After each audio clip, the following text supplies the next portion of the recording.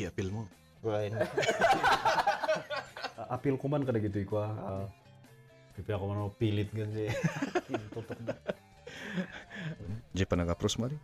Amo pa. Approach? Ita. Nang nangag ko nga ibagbagan ka lang ni Lola kay din. You better know the substance of the law. Bayaw mo nang ibagas ni Manong. And who cares if people have dark skin, right? Kaanakan iti with expiration. You find any inspiration in this, we have done, and you have done your noble part. All right, so welcome once again to another episode of El Maestro Speaks podcast. We're still having problem with the audio here. Okay, so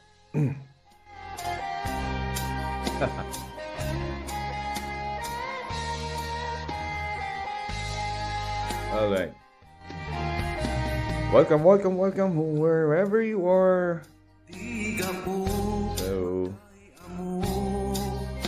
I hope you are doing good, whatever you're doing. And before I'll continue, like I always do, when I don't have somebody to be having conversations with, we always do some find or research. I don't know if I will call it a research. Some unknown histories about the Igorot nation, and we share it here in this podcast. Now, this time, I would like you to, before I continue with my, sharing later on, I would like you to get to know about this book right here. So, for those who are listening, this book is entitled Igorot. This is an illustrated guide. So, if you want to know more about the Igorots, this is a perfect guide for you. There are some people here who gave their appreciation. So, like, we have Counselor Vladimir Kayabas.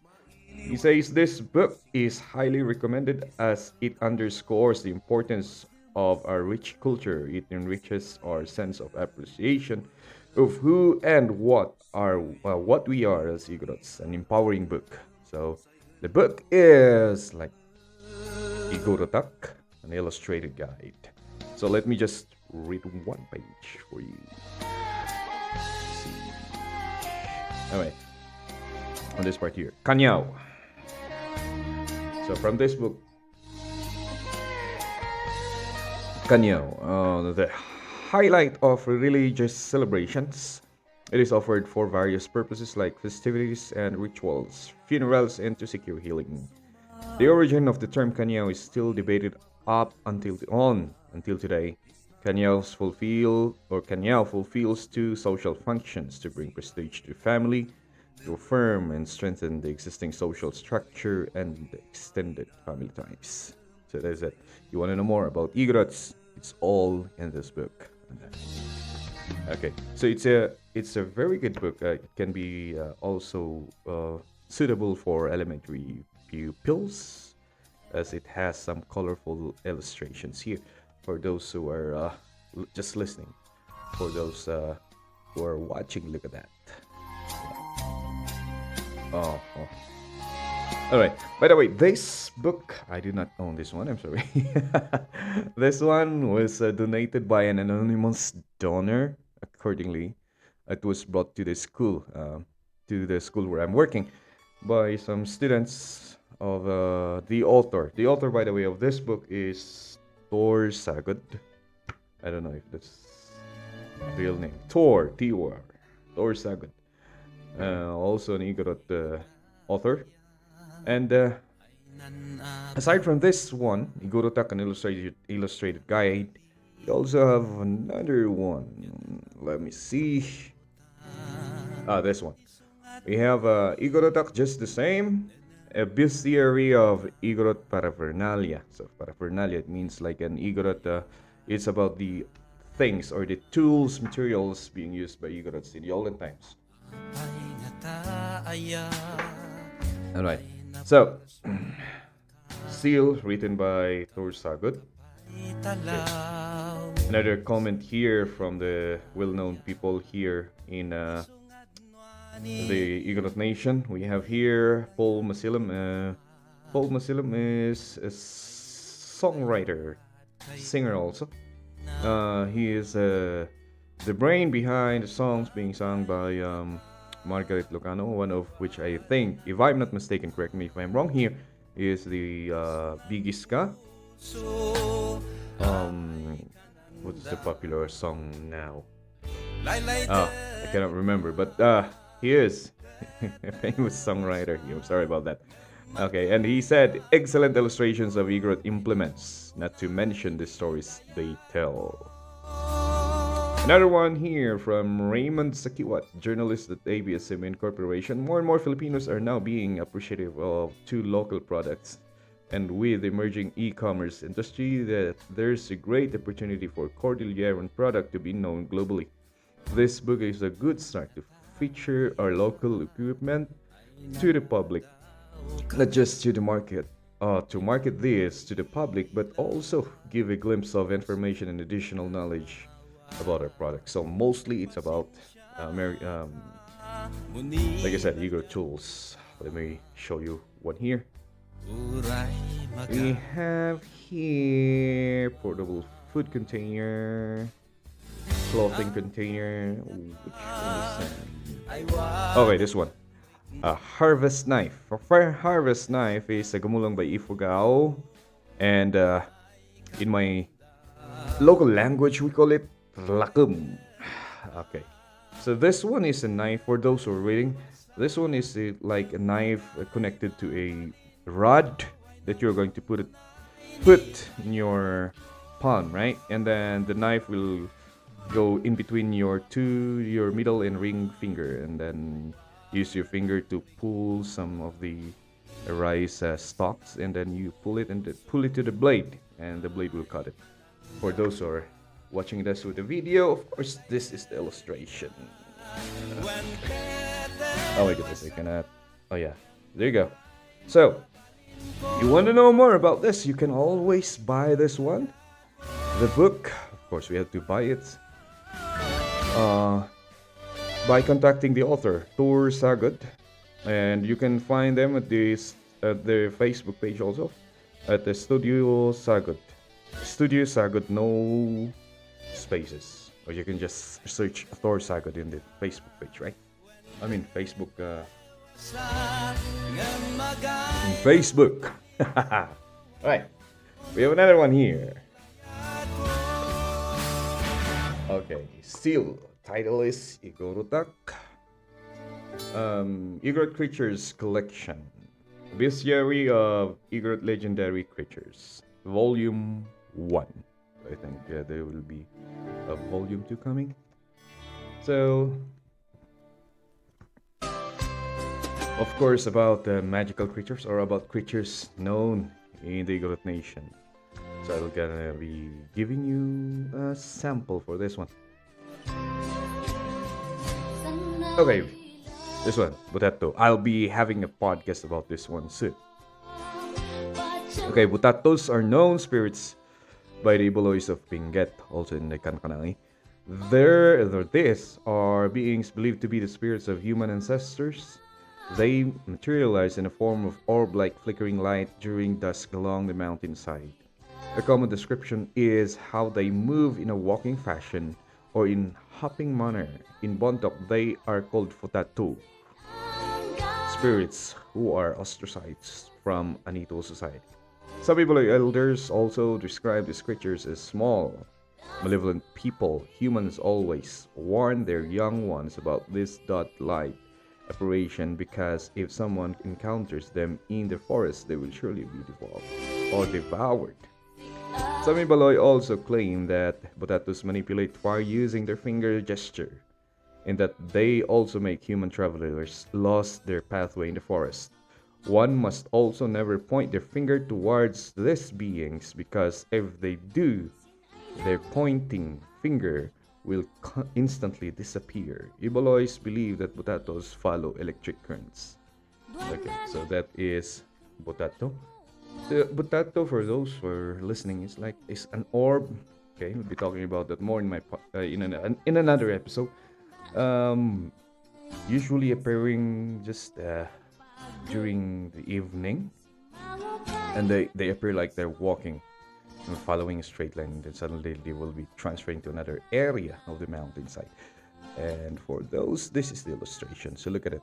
It is for adult and children, just the same. And again, if you're interested in having a collection of this book, you can always contact the author. This is not not a sponsor, but since we do promote their culture here in this podcast, and that's the reason why I took some time to share this to you. Again, it's highly recommended. I highly recommend it. Okay. This is you can use this one as a reference. Yeah. And of course, source of knowledge. Children nowadays, in our generation, in their generation, sometimes I think often forget where they're from or where the origin of their culture, and these books are good tools that can teach them about our culture, right? So again, if you're interested in having this book, Igorot Girl, the different titles there, you can always contact the author. Just search for Tor Sagud in Facebook. Alright, now let's go to the matters at hand right here. Okay. Now, looking at the history.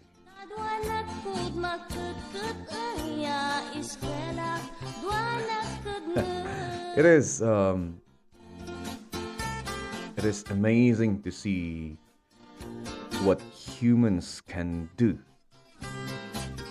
with if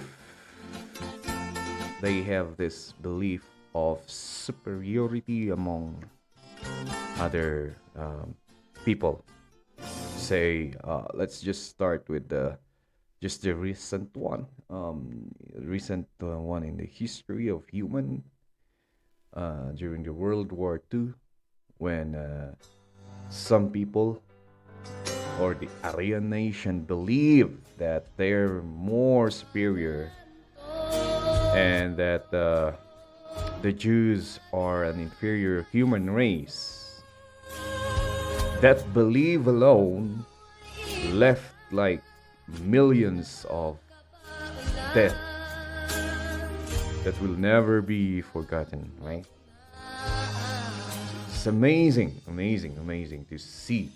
It's amazing and frightening at the same time, right? Just to see that a simple belief of superiority can change your outlook and can change how you view a human. If you view yourself as a more superior being than the others, then it's a very dangerous, very dangerous belief to have, right?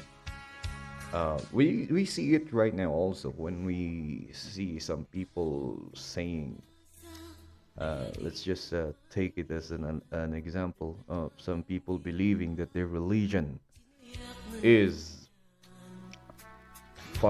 is the right religion. I don't know who told them that, but according to them, they are the right religion. Then you see how they treat other people, right? And with that belief alone, they starting to lose the main meat of, or the main message of Christianity, which is we have to love one another as a human being, right?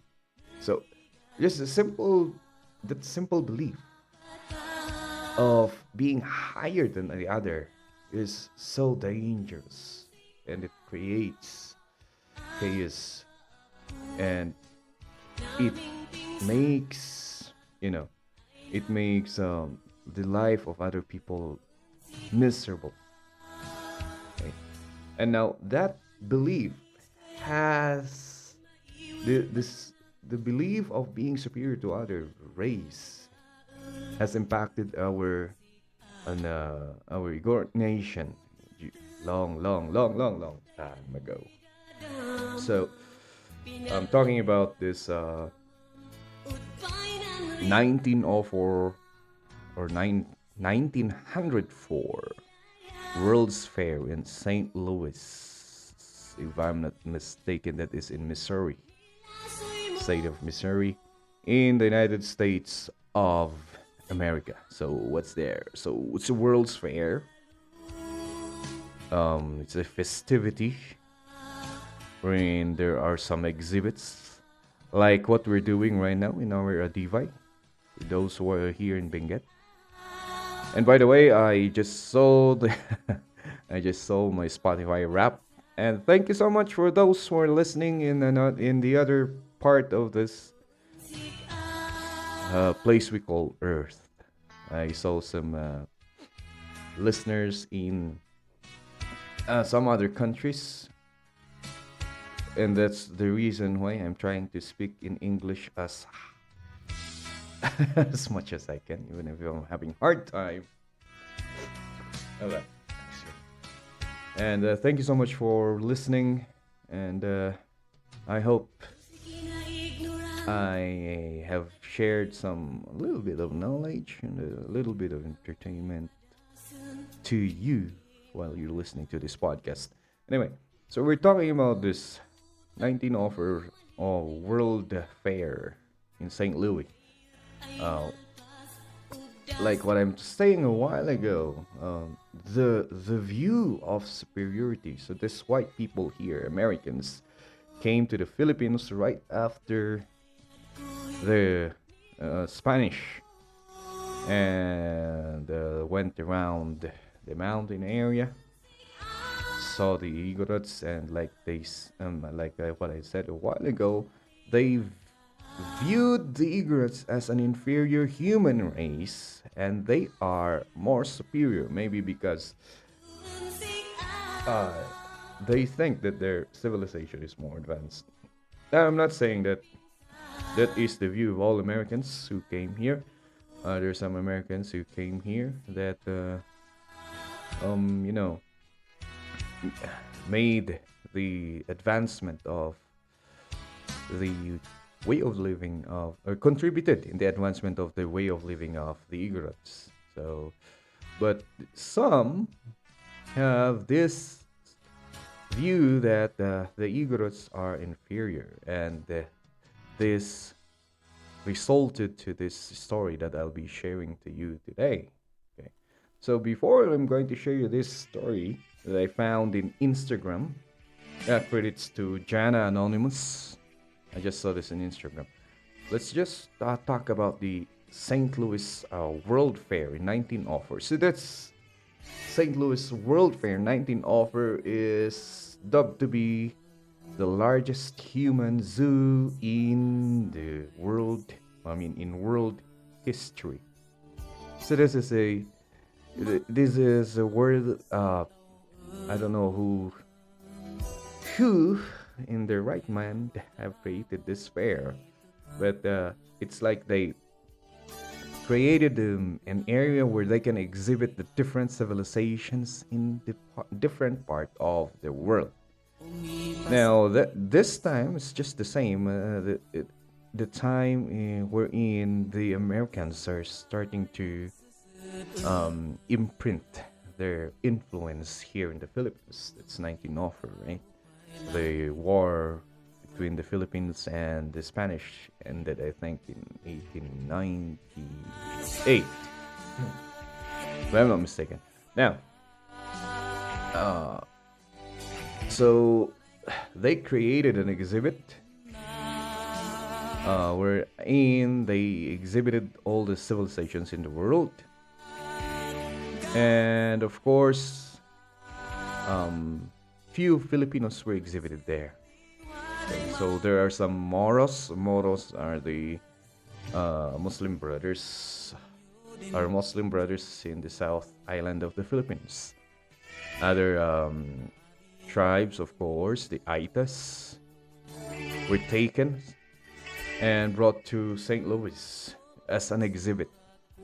That's why this one is called the largest human zoo in the history of the world. Aside from that, of course, we have here some Igorots. Okay, there's some Igorots in the different places, of course, in the Igorot nation, and of course, we have 25 Igorots from Suyoc. Suyoc, I've been having doubt if that's the place in Mankayan, but according to some of my sources, is that it is the place in Mankayan, Suyoc Mankayan Benguet. So there are some 25 Igorots from Suyoc Mankayan that were brought to St. Louis, Missouri as an exhibit. So just look at that. The view of superiority among other human race has created this fair and treated other other human race as an animal, as an exhibit. I cannot, I know, I just can't. I cannot explain my feeling while I'm just reading this. Now, one of the thing that I'm wondering while digging on this thing here is that there is a very small information that was written about this uh,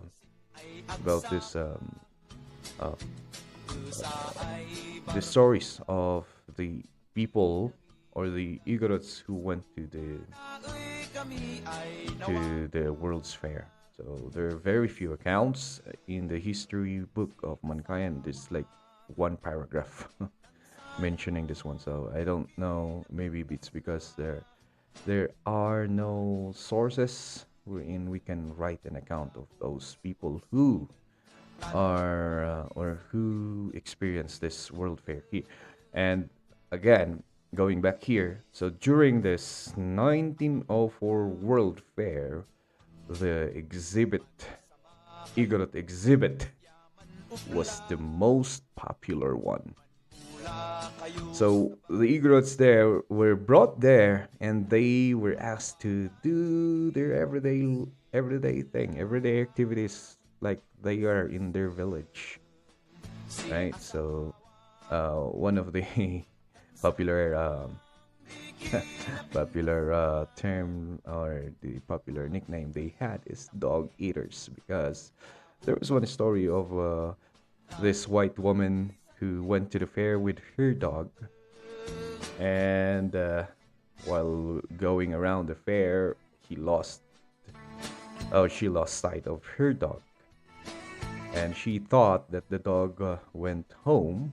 But when she came home, the dog was not there.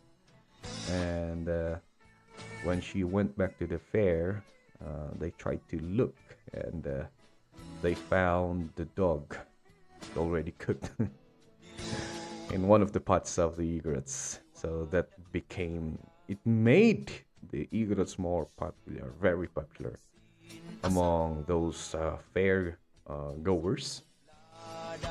And again, these people, the Igorots and the other tribes, other Filipinos and other people from the world, different part of the world, were treated here as an exhibit, as an animal. They were viewed as a less inferior, less of a human. So that's the St. Louis Fair. I don't know. There was a second fair. It was done after the 1904, which has the same, I think, but it's not that as popular as this one, the 1904 fair. It's St. Louis.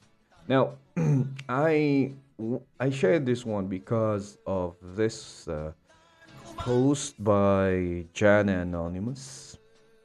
let me just read you an Instagram post. So says there, wait, let's just, okay, says there, the remains of a young woman or young Filipino woman are in Smithsonian collections. Her name is Maura. She died today on April 21, 1904. So there was a remain of a Filipino woman in the Smithsonian collections, and her name is Maura. She died April 21, 1904. Maura was a young Igorot woman from Suyoc Benguet who traveled with her relatives to St. Louis for the 1904 World's Fair. She was estimated to be 18 years old, but was likely older. She came down with pneumonia shortly after arriving.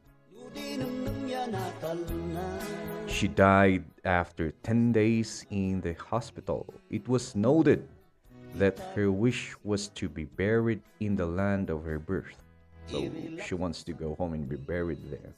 However, after her death, her brain was removed without consent and sent to the present day Smithsonian's Institution for Anthropological Research.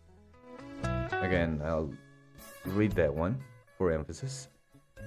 So, she died after 10 days in the hospital. It was noted that her wish was to be buried in the land of her birth, in Suyoc.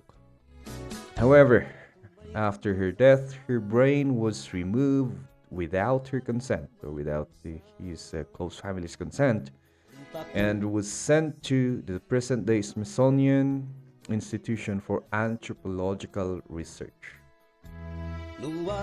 The rest of her body was kept on view in St. Louis at the Undertaker with two young Igorot men who had also died, Mariano and Suyon, even after the fair had already ended. I don't believe they ever made it home. Last year, I identified accession listings for her remains in archival documents and have confirmed that she is still in the collections. I am currently working with the Smithsonian curators to determine the next step.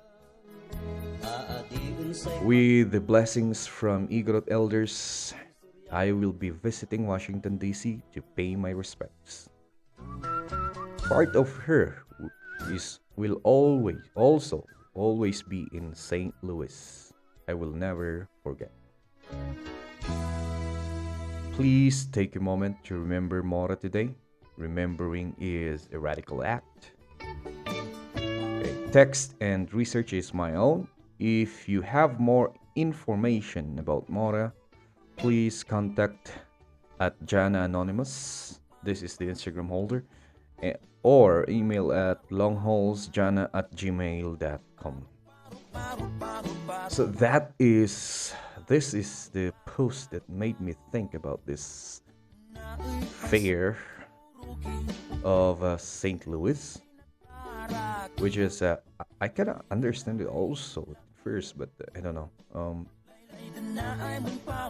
We don't have people long time ago don't have enough entertainment. That's why they made people who they think are lesser than them their entertainment. Just remember during the Roman time where they made people kill each other, and that's their entertainment, right? So this one here, Igorots and other tribes were viewed, even Africans were viewed as lesser human and was exhibited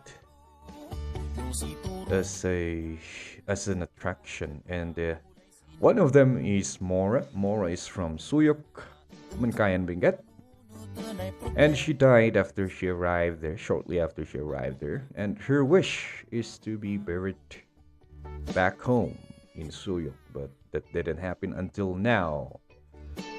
Her remains are still in the United States of America.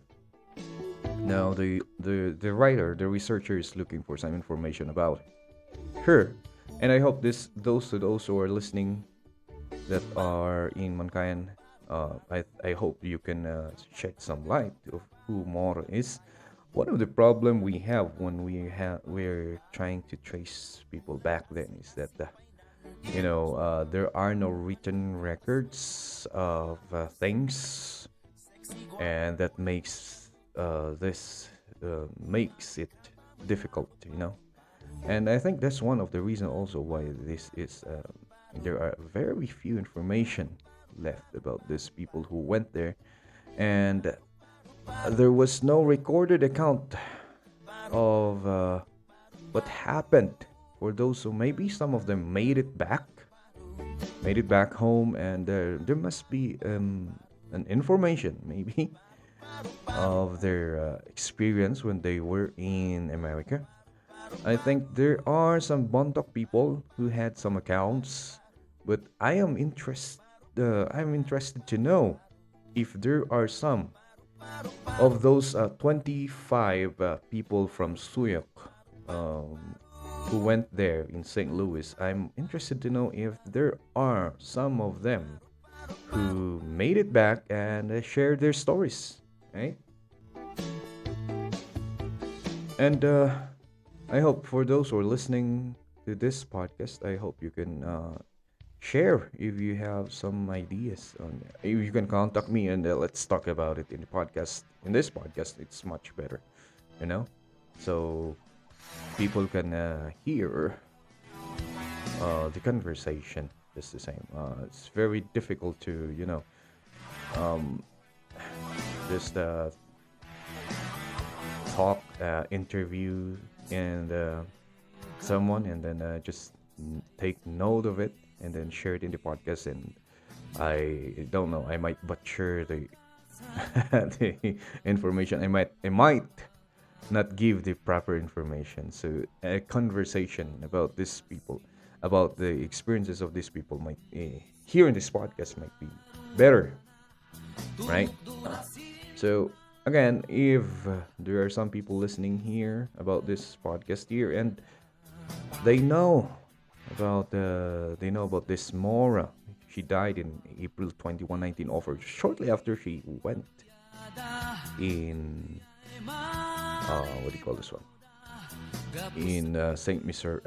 Louis, Missouri.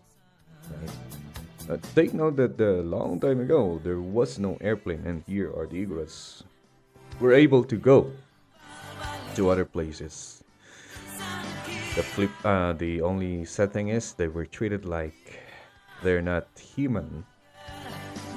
So some like what I said a while back, it's very interesting to see what people can do when they think that they are a superior race, and this is the result.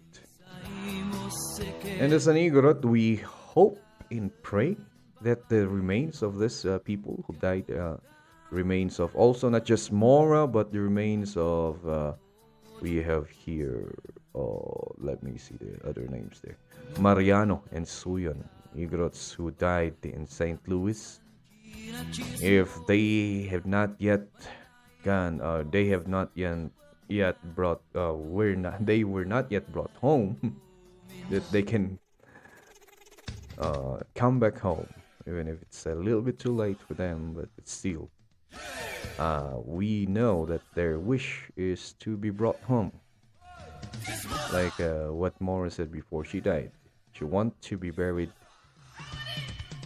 to where he was born, or she was born. So this is just it for today. Like I said, again, a very dangerous thought. It's a very dangerous thought when we think that we are superior than other people. We can do evil things to them, and the mindset that we should have is that all humans are created equal, regardless of their culture, regardless of the civilization they have. all humans are created equal. No one is superior to others. We are all equal. Again,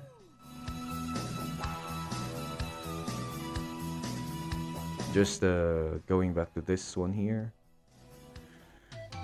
Anyone here who knows or who has an information about Maura, you can contact Jana Anonymous. That's her Instagram handler. You can email her at langholes, I'm sorry, LANGHOLZ Jana at gmail.com. If you have some information that you can share to the researcher. Okay. This is some dark past of some of our ancestors, and let's not forget about them. And we can share the story so we can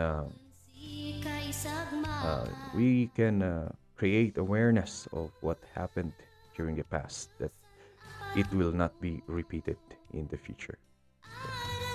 So that's it for this episode. Thank you so much for listening, and thank you so much for watching. Wherever you are, whatever you're doing, may the good Lord bless all of you. By the way, this podcast is brought to you by Millennial Tech. Millennial Tech is the one who made this audio possible, fixing our mic. And I think, I don't know, I still have to bring some of my audio paraphernalia to him to be fixed. Millennial Tech is located at the Kuku Building, Abatan, Bugias, Benguet. Of course, also brought to you by SciSpace. So SciSpace Tech repairs computer, and also if you're looking for some Christmas gifts, you can also visit their Facebook page. They're selling designed mugs and frosted glass mugs. Also brought to you by Monoflore's Egg Poultry. They're selling eggs in the locality of Mankayan. Of course, also, this is brought to you by Dem's Auto Shop, located at Alapang, Mankayan, Benguet. Alapang, La Trinidad, Benguet. Okay. And that's it. Thank you so much for listening to this episode of El Maestro Speaks Podcast. See you all, everybody.